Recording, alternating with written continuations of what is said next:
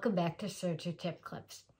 Well, the last few tip clips we've been concentrating on stitch width and seam allowances in overlock mode. And I had lots of emails from people and comments and saying, what about the cover stitch mode? So I thought we would talk about stitch width in cover stitch mode and what governs it. When we talked about overlock mode, I mentioned that there were a number of different things that determine stitch width.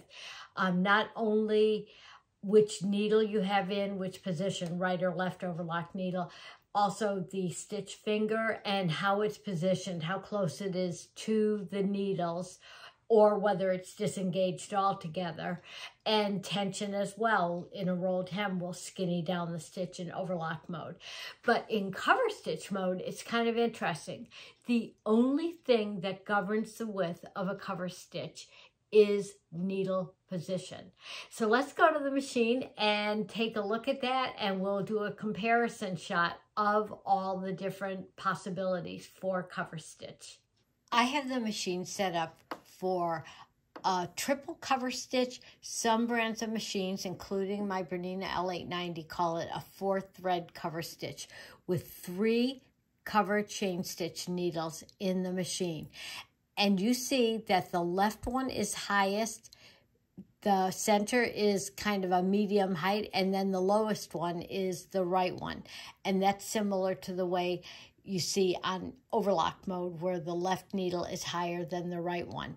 And while we're talking about needles in cover chain stitch mode, I highly recommend ELX 705 needles. They come in 2 different sizes, either 80-12 or 90-14, depending on what type of fabric and the type of project that you're working on. Now, on the right side of the fabric, if we stitch with right side up, the triple cover stitch will produce 3 parallel lines of stitching. And that is fantastic for compressing seams. It's also a design feature if you wanted to use a contrasting color thread from the fabric that you're using. So let's take a look at this on our fabric. This is a polyester rayon knit, and you can see right through it. It's a fairly lightweight knit, not super lightweight, but pretty much so. And here's a tip for hemming knits and making shifty, hard to manage knits very manageable. On the wrong side, I have pressed 1-inch wide SSI knit stay tape on the wrong side. And this is a fantastic tip for knits that are a little bit harder to manage. It adds incredible body and just enough weight to allow the hem to hang beautifully on any type of garment or other type of project as well. And you're not sacrificing the stretch in your fabric either. So let's take a look at the triple cover stitch on this fabric. And because I'm working around a camera and I don't have really great visual access as I'm stitching, I've popped on a stitch and stick to guide me as I go along. Most of the time I use my lines on the cover hem table. But as I say, I'm trying to work around a camera, so every little bit of help helps. One more thing is you will see me starting in the fabric. In cover chain stitch mode, unlike overlock mode, where you can chain off and keep running a chain without any fabric under the foot, you can do it until you run out of thread. In cover chain stitch mode, you want to start with your needles in the fabric. And it's always a good idea to use what I call starter fabric to bring up the chain looper thread to the top of the machine. But I am going to start just a little bit in from the edge of this.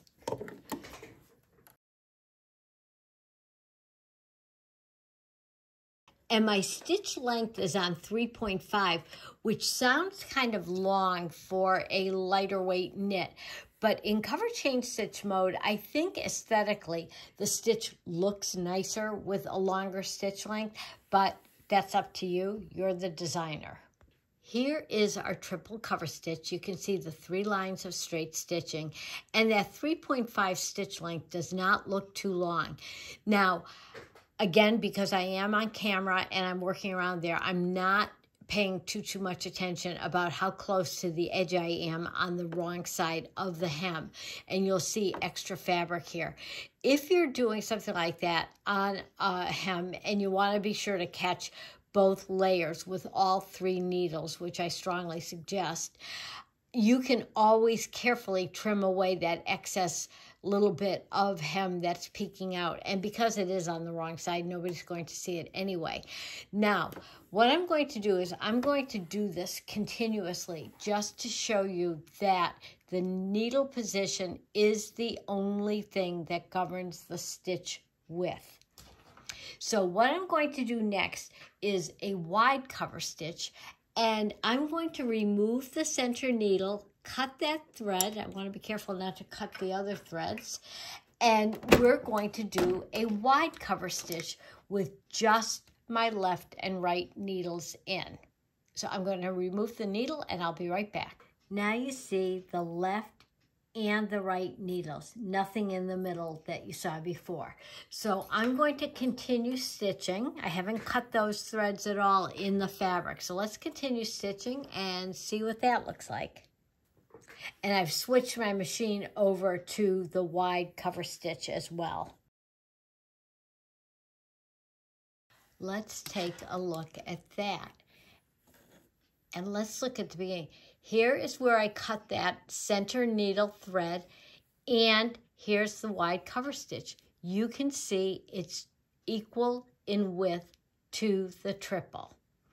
So now let's go to a narrow cover stitch. So what I'm going to do is I am going to move my left needle back to the center position. So the 2 needles will be closer together. So needle position, again, the closer they are, the narrower the stitch is going to be. So I'll cut that thread and I will move it over to the center position, and I'll leave the right needle exactly where it is. You see, for the narrow cover stitch, I'm on the center and right needle. Now, certain machines may tell you in their owner's manual to use either the center and right needle position or center and left. A lot of brands of machines are not fussy about one or the other, but I suggest that you follow whatever your manual has for needle positions for a narrow cover stitch. Now with the triple cover stitch, that was quite wide, as is the wide cover stitch, same width. You will see a narrower cover stitch now because the needles are closer together by a couple of millimeters. And if you've ever had tunneling where the fabric kind of puckers and pops up in between the lines of stitching, and you're using a lighter weight knit with a wide cover stitch, switch to this stitch, the narrow cover stitch, and that should probably take care of it for you. So let's take a look at this. And again, I have not broken all these threads. I'm doing this in a continuous line. So let's look at the narrow cover stitch. Okay, and let's see if I have enough to pull around and show it to you. Okay, so here we have the wide cover stitch that I just previously did. Here's my beginning thread in that center needle position, and you can see it's just a couple of millimeters narrower than the wide cover stitch. And this is great for light to medium weight knits. If you're using a hefty knit like a sweatshirt or polar fleece or anything along that line, you can use a wide cover stitch for hemming without the chance of tunneling. But again, it's always good to test it on your fabric. So here's our narrow cover stitch. Fantastic. And whether I had the left and center needles in, or as I said, I have the center and right needles in, the stitch would look exactly the same. Now, the narrowest stitch in cover chain stitch mode is chain stitch, and that's with a single needle where you'll only see one line of stitching on the outside. So I'm going to remove, I think I'll remove my right needle and just use the center needle instead for that. So I'll be right back. I've changed the setting on my screen to a 2-thread chain stitch with just a single needle and the chain looper thread. So I have the center needle in, and we will just see a line of straight stitching. It's going to look from the top just like your sewing machine stitch. Alrighty, so I think I've got enough here. Let's take a look at that. Here's where I broke my right needle thread, and now we have that single line of chain stitching. Let's look at all of these from the back. I think I'll do that as a table shot. I'll be right back. It'll be easier to see. We're at the table now. I gave the fabric a quick press off camera. Here's the first stitch we did, the triple cover stitch with the 3 parallel lines for the right, center, and left needles. Then I removed the center needle and went to a wide cover stitch. You can see it's the exact same width as that triple cover stitch. We're just missing that center line of stitching.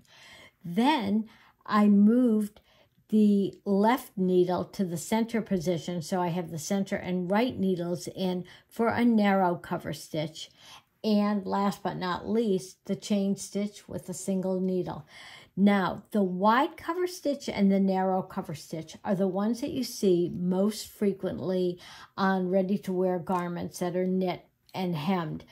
You'll see these on jerseys, tunics, any kind of t-shirts, knit skirts. I even hemmed a prom gown for a young lady in my neighborhood, and it was a beautiful knit dress, and I used a narrow cover stitch because that's what the manufacturer used. It just had to be shortened about 1.5 inches for her. But these are the 2 stitches you see most frequently on ready-to-wear. Oftentimes on athleisure wear, you'll see this triple cover stitch, but you have also seen these in decorative stitch mode with specialty threads in the chain looper. You can take a look at some of my other serger tip clips that are done in cover chain stitch mode, and what a difference it makes between utility stitching for hemming versus decorative with the 8 and 12 weight threads in the chain looper. So I hope that gives you a little bit more of an idea of what governs stitch with in cover chain stitch mode.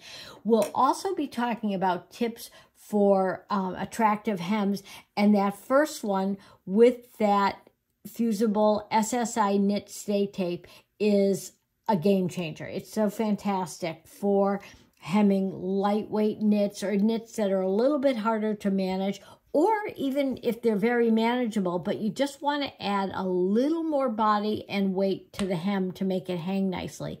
That's a fantastic tip to keep in mind. Thanks for joining me today.